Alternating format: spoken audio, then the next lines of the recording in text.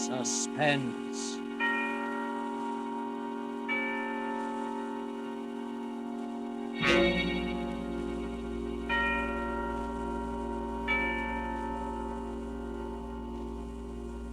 This is the Man in Black, here again to introduce Columbia's program, Suspense. Our star tonight is Miss Mary Astor, one of Hollywood's most charming and resourceful actresses, and a lady who is no stranger to the art of keeping audiences in suspense. Ask anyone who saw her in The Maltese Falcon or Across the Pacific. The story called In Fear and Trembling by J. Donald Wilson is tonight's tale of suspense. If you have been with us on these Tuesday nights, you will know that suspense is compounded of mystery and suspicion and dangerous adventure. In this series are tales calculated to intrigue you, to stir your nerves, to offer you a precarious situation, and then withhold the solution until the last possible moment. And so it is with In Fear and Trembling and Miss Mary Astor's performance, we again hope to keep you in suspense.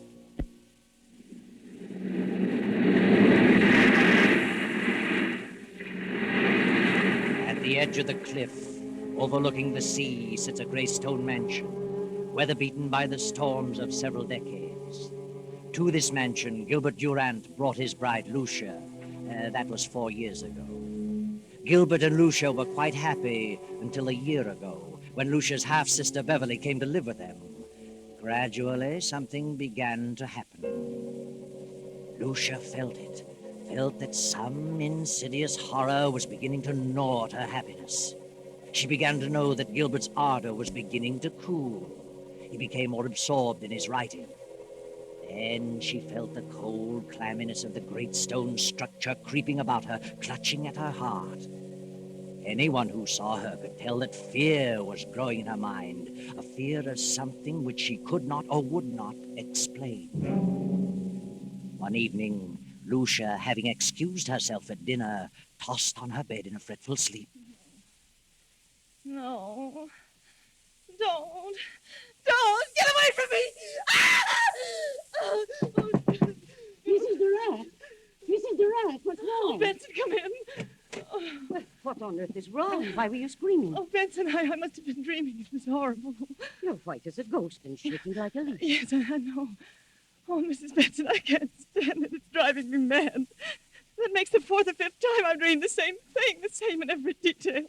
I've never heard you scream before. No. Oh, that's probably because... What? Oh, it always comes a little closer to me. Tonight it almost reached me. It? What do you mean? I don't know what it is. It's a figure. A human figure, but I can't tell whether it's a man or a woman. It comes through that door and walks slowly across the room with its arms outstretched, reaching for me. Are you sure you were dreaming? Now that I think of it, it isn't like a dream, an ordinary dream. Its reality seems to carry over even after I'm awake. That's what's made you so ill. This dream, if it is a dream, means something? Is that what you think? It's a premonition? Perhaps. What time is it? 9 o'clock. Where's Gilbert? Your husband went horseback riding over an hour ago. Did he go alone? Your sister went with him. Beverly? Why didn't he ask me to go? Well, you've not been yourself lately. Not been feeling well. Yes, of course. Well, if you're feeling better, I'll go back to my room. Mm-hmm. Oh, yes, I'll be all right. Thank you, Miss Benson. Good night. Good night, ma'am. Beverly. Gilbert.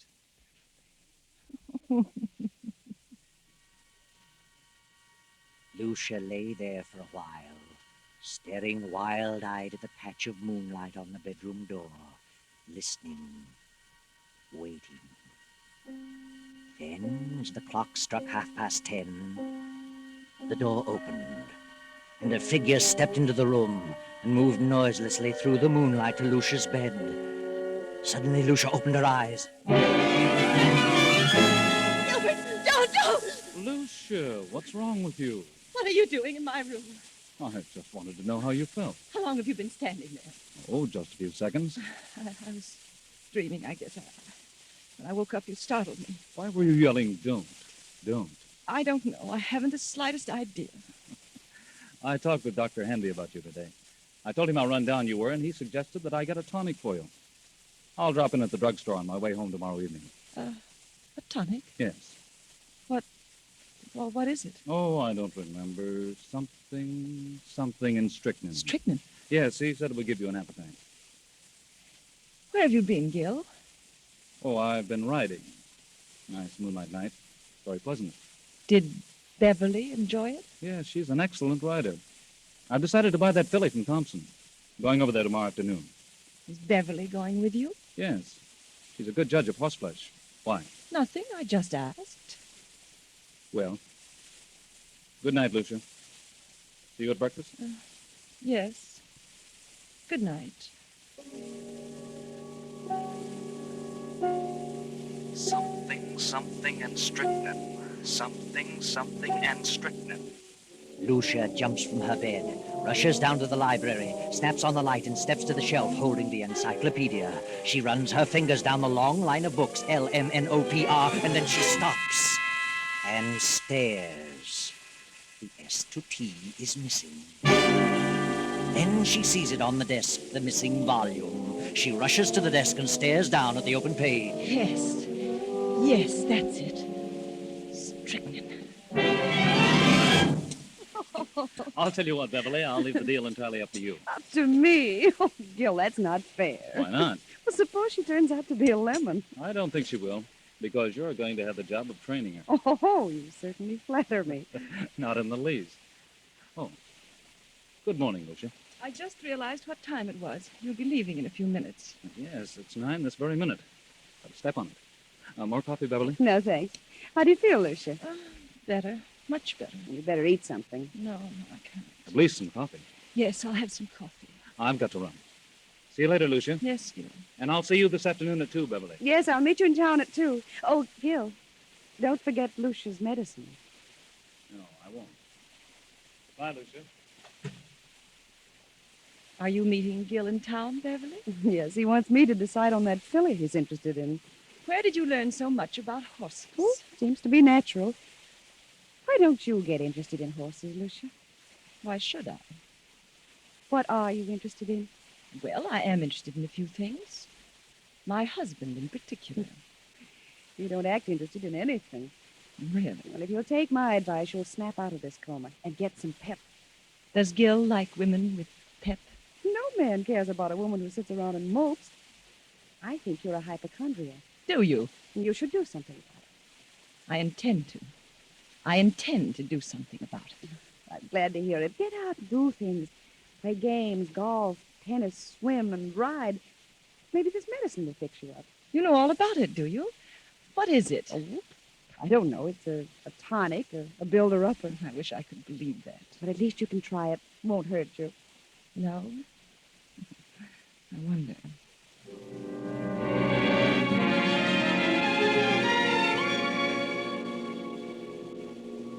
Oh, come in, Dr. Handy. Well, Lucia, why did you call me out here? What's wrong? I just couldn't make it into town. Oh, it can't be as bad as all that. Did Gilbert talk to you about me yesterday? I saw Gil for a few moments at the club during lunch. Said you were run down. Did you give him a prescription for me? Oh, never do that until I've examined the patient. You didn't give him a prescription. Well, no. What did you suggest for me? Oh, I don't know. Mentioned a few tonics he might get for you. Spoke of beef iron and wine and sherry and egg and... I don't remember what else. Then you mentioned nothing specifically. I don't think so. I see. Now, what seems to be wrong with you, Lucia? I don't know exactly, but something has been happening to me that, well, frankly, I'm afraid I'm losing my mind. We all feel that way at times. I'm serious. Things happen to me in the night. What sort of thing? At first I thought they were just nightmares, but when you have a nightmare, you wake up and the fear is gone. You realize the truth. But this vision that comes to me haunts me through the waking hours as well. Vision? Something, I think it's a person, comes through my bedroom door, comes toward my bed with outstretched arms as though it intends to strangle me. Each time it comes a little closer. And my fear is that eventually it will get to me before I wake up. See. You always dream the same dream? If it is a dream, yes. And who is the person? I don't know. You don't think it's really a dream? No. I think it's a premonition. Have you any basis for such a fear in real life? Is there someone or something that you're afraid of? Doctor, I'm convinced they're not dreams, that I'm not asleep. Oh, nonsense. I'm positive they're not mere dreams. Well, I think it's all due to your rundown condition.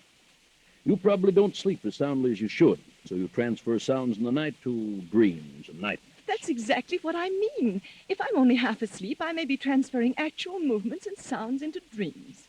In other words, if someone slams a door in the night, I may half hear it and attribute it to a dream. Yeah. All right. But then perhaps I'm not dreaming. Don't you see?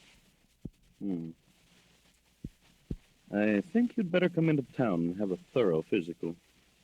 You mean a checkup by a psychiatrist? Oh, I may have someone help me. It's the usual thing, you know. Oh, Dr. Henry, I'm so frightened. No. Everything's going to be all right. I'm afraid. Afraid that I'm going to die. That someone is trying to kill me. Oh, you're not going to die. That's ridiculous. I'll call you and make an appointment. That's better. Very well. In the meantime, try not to think about it. Keep your mind on the brighter side. Yes. I'll try. All afternoon and on into the evening, that awful gnawing of jealousy and fear occupy every moment. Gil and Beverly. How could they do such a thing? And how far will they go to get you out of the way, Lucia? Will they stop even at murder?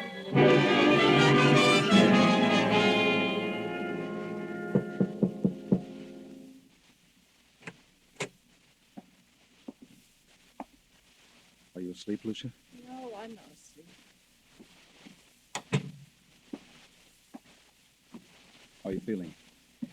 I seem to have developed a headache. Have you eaten anything today? No, I didn't care for anything. Well, this will help you. Better take a dose now. I'll measure it for you. What is it? Well, it's the tonic. Did Dr. Hanby prescribe it? Yes. Yes, he did. Where's Beverly? Down in the library. Did you buy the horse? Yes, Beverly thought she was a fine animal. I didn't know Beverly knew so much about horses. She's a horsewoman after my own heart. Is she? Rides like the wind, too. She had intended to go home tomorrow. Is she staying on? She's got to. I wouldn't think of her leaving now.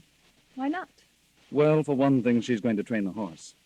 And what else? Why, nothing else.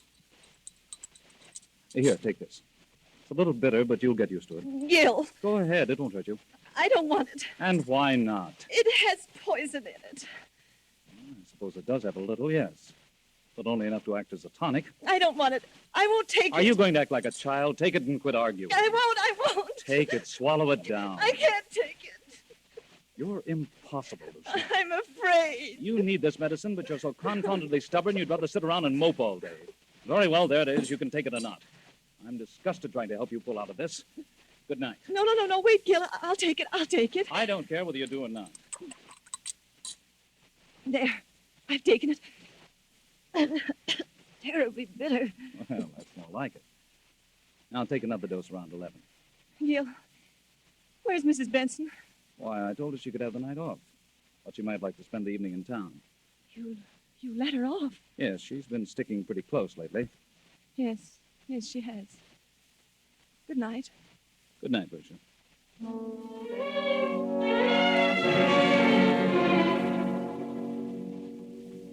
What's wrong, Gil? You look upset. I am. Lucia didn't want to take it. No? Why not? She's afraid of medicine. What are you going to do? She finally took a dose of it. But if I know her, she'll never take another drop.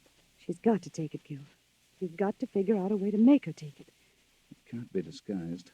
It's too bitter. Try something else. I'll try and coax her into it again. Isn't there something that tastes more pleasant or something you could put in milk or orange juice? I don't know. Well, I'll find something. Of course you will. You've got to. She's... Wait a minute. There's someone listening outside the door. Oh, sir. Well, Benson, What are you doing standing here in the dark? Why, I was just going upstairs to see if Mrs. Durant wanted anything before I went out. I see. By the way, I'm staying home for a couple of days, and I thought that since you've been staying so close to the job, you'd welcome a few days' leave. Leave? Why, yes. But Mrs. Durant may prefer that I stay. I think you'd better take a little rest yourself. You needn't come back till Friday. But I don't need a rest. You come back Friday. Yes, very well, sir. But that night, for once, the good Mrs. Benson disobeys orders. A few minutes before 12, she returns to the mansion. No lights are burning, so she makes her way quietly through the back entrance, slips up the stairs, and taps lightly on Lucia's bedroom door. Mrs. Durant? Mrs. Durant? Then she turns the knob, opens the door, and snaps on the light. Mrs. Durant, are you here? Then Benson steps quickly toward the bed. The bed is empty, but a horrible sight meets her eyes. Blood! Blood all over the bed. Oh. Oh. Get me the police department.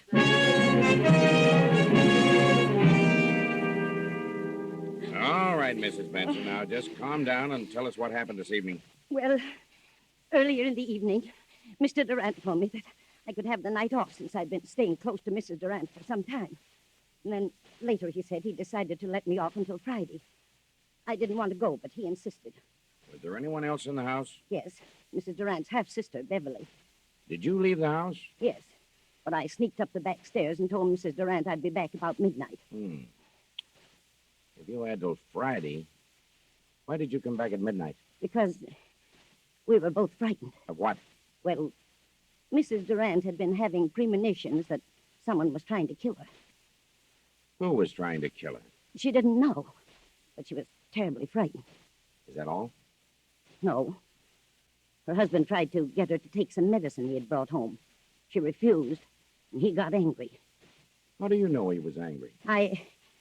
I heard him talking about it to Beverly. They were in the library. And he told Beverly that Lucia was stubborn. Beverly said that he'd have to think of some other way. Did Mrs. Durant suspect her husband and Beverly of trying to do away with her? Yes. Yes, she did. She was convinced that Mr. Durant and Beverly were in love and wanted her out of the way. I see. Well, so you came back tonight because you anticipated that something was going to happen. Yes. The house was dark, so I came up the back stairs, knocked on her door. When I got no answer, I came in, turned on the lights, saw she was gone, and then I saw the bed all covered with blood. She wouldn't take the poison, so they did it another way. That's what they planned in the library. Where are they now? Any idea? Well, they didn't expect me back tonight, so they're probably gone to dispose of the body, intending to come back here and clean the place up later. I see. Anybody else know about Mrs. Durant's fears? Yes, she talked to Dr. Hanby. I called him right after phoning the police and told him about it. He knows. Dr. Hanby, Captain Blake. What in the world is the meaning of this? From all indications, Mrs. Durant has been murdered and the body disposed of. Doctor, I understand Mrs. Durant told you that she was afraid that something was going to happen to her, that she was going to die. Who told you that? Mrs. Benson here. I see. Well, she did call me in this morning. She'd been having strange dreams. Premonitions, she called them. I called them hallucinations. Who do you think it was? Well, she couldn't tell whether it was a man or a woman, but someone was always approaching her bed with outstretched arms, trying to choke her. Do you think it was more than a dream? She was a sort of hypochondriac. I asked her to come into town where I could give her a thorough examination. I didn't take her story too seriously, but this certainly puts a different slant on the entire picture. Yes. We haven't found the body, but I have men out looking now. We'll find it. Here's Mr. Durant and his sister-in-law. I found them about half-mile down the beach. Oh, how are you, Durant? What in the world goes on here? What's wrong, Doctor? Take a look at that bed. Lord. What happened? Lucia. Where is she? We thought you might enlighten us on that point. What do you mean? Where is she? Is Lucia dead? Oh, Gil, what? What happened? We think your wife has been murdered. Murdered? But what are you doing here, Mrs. Benson? I thought you were gone till Friday. Why did you tell her to go until Friday? Why, I thought she needed a rest. She'd been having long hours. Where is Lucia? Where have you and your sister-in-law been? Why, I slipped upstairs and saw Lucia was asleep, so we decided to take a little ride down the beach. It was still early. Mm-hmm. Didn't take anything with you? Certainly not. What do you mean by that? What would we take? I don't know. I just asked. Did you two try to get Lucia to take some medicine? No. Wait a minute, Beverly. That won't do any good. Yes, we did. Lucia was run down and needed a tonic, but she refused to take medicine. Why did she refuse? I don't know. Maybe she was afraid of being poisoned. Poisoned? But why should I want to poison her? Lucia was my wife. How long has your sister-in-law Beverly been here with you? Well, I don't know. Quite some time. Just a minute. Are you inferring that Gil and I... I'm not inferring anything. I merely asked you a question. Oh, Gil, tell him that... Just a moment, Beverly. Mrs. Benson, what have you been saying? What did you tell them? I told them the truth. You think I planned to kill Lucia? Is that it? Yes, you and this woman. You're out of your mind. You tried to get her to take some medicine. She knew you were in love with her sister and that you were trying to poison her. And how did she come to that conclusion? She had premonition. That means nothing. And besides, I heard you talking, you and Beverly, planning the whole thing. What? She's lying. I heard you. And when you realized Lucia wouldn't take the medicine, Beverly said you'd have to think of some other way. Some other way to what? To get rid of her. To kill her. There must be some... Dr. Hanby, you know better than this. Do you think I had a reason back of wanting to know about various medicines? Well, no, I didn't. Not at the time, but now... Now what? Well, sorry to say, it all adds up to something suspicious. Seems more than just coincidental. Do you think I killed Lucia? Look about you. Look at the room. What else am I to think? What was the tonic you tried to give your wife? It had strychnine in it. That right, Durant? Oh, yes. It was one of the things Dr. Hanby mentioned. It was iron, quinine, and strychnine. Did you mention that, Doctor? Well, suppose I did. It's a commonly known tonic. Did you add anything else to it, Durant? Certainly not. How about it, Sergeant? What's the report? The bottle contained iron, quinine, and strychnine, and a heavy content of arsenic. Arsenic? But that isn't possible. I put nothing in it. Where would I get arsenic? It was in there just the same. Good heavens. Doctor, this isn't true. You know it isn't. I hate to say it, Gil, but the evidence looks bad for you. Benson knows what this is all about. She's lying. She knows Gil wouldn't do such a thing. She's back of it all. Why? I don't know. But believe me, I'll find out if I have... That'll do. Under the circumstances, I think you'd all better come down to headquarters so we can keep you separated. Come on. And no more talking. After 48 hours, hours of relentless grilling, endless questioning, Gil and Beverly are released on a writ of habeas corpus. Weeks go by, and Lucia's body has not been discovered, so the district attorney makes a public announcement that no murder charges can be preferred against them due to lack of corpus delicti, the failure to produce the body, Lucia's body. Then one evening, Beverly and Gil talked in the library. Beverly, I want you to know how wonderful I think you've been. You stuck right beside me, never lost your nerve, and, well, you're one girl in a million. Oh, thanks, Gil, but it isn't over yet. They won't stop their search for Lucia's body, and if they find it, we haven't a chance. I know, but what can we do about it? Well, why couldn't we leave the country? Together? Not necessarily. They'd be sure to follow us. But we could go separately in different ways, and... And meet someplace later on? Is that what you mean? Yes, that's what I mean. It seems a bit mad. It would be equal to an out-and-out confession. Oh, but Gil, if they find Lucia's body, we haven't a chance. It's too strong against us. We could never come back, Beverly. What of it? I don't want to die, Gil. And I don't want anything to happen to you. Beverly, I don't know what to say. I'm frightened, Gil. I can't stay here with such horrible fear hanging over me. I'll go mad. If you don't go, then I will. I'll leave tonight. Please, Beverly, I need you more than ever now. Please don't go. Don't worry, Gilbert. She won't leave you. Good heavens, Lucia. I won't let her leave you. I'll see that you both go together and stay together for a long, long time. Lucia, what? Lucia. We thought you were dead. Disappointed, aren't you? Where have you been? What are you going to do with that gun? You thought I was dead. Well, I'm not. I'm live enough to pull this trigger. I've been hiding for weeks. And I've been behind those curtains for the last 20 minutes. I heard every word. Now I know you're in love with each other.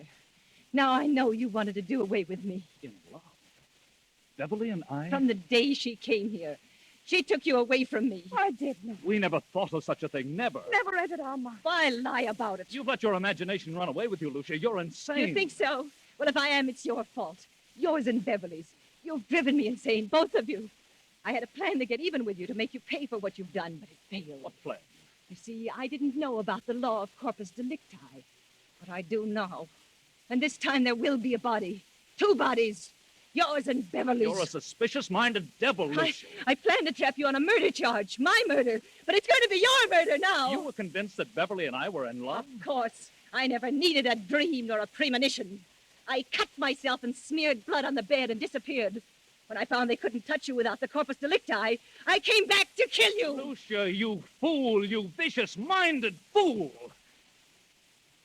I'm going to tell you something. And go ahead and shoot me if you will. Lucia, not until now, this very moment, has the thought of loving Beverly ever occurred to me.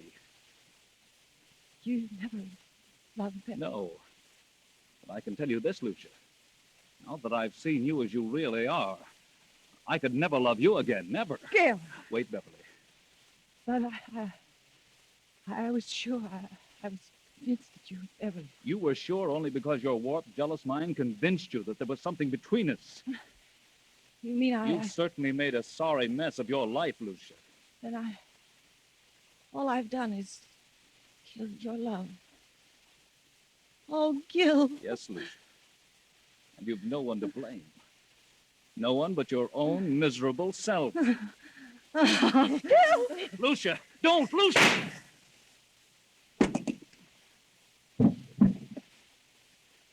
Oh, Gil. Gil! Yes, Beverly. But it's probably the best thing for her and for us.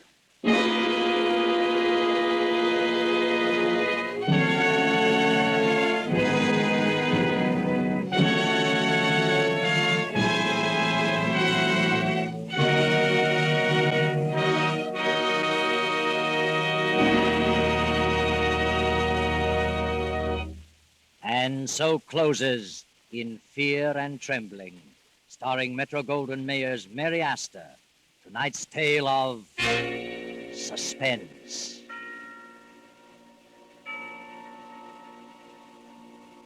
The broadcast originated in Columbia Square in Hollywood. This is your narrator, the Man in Black, who conveys to you Columbia's invitation to spend this half hour in suspense with us again next Tuesday, when another of the screen's lovelier leading ladies, Geraldine Fitzgerald, will star in the uneasy drama called Will You Walk Into My Parlor? William Spear, the producer, Ted Bliss, the director, Bud Gluskin, the musical director, Lucian Morowick, the composer, and J. Donald Wilson, the author, collaborated on tonight's Suspense.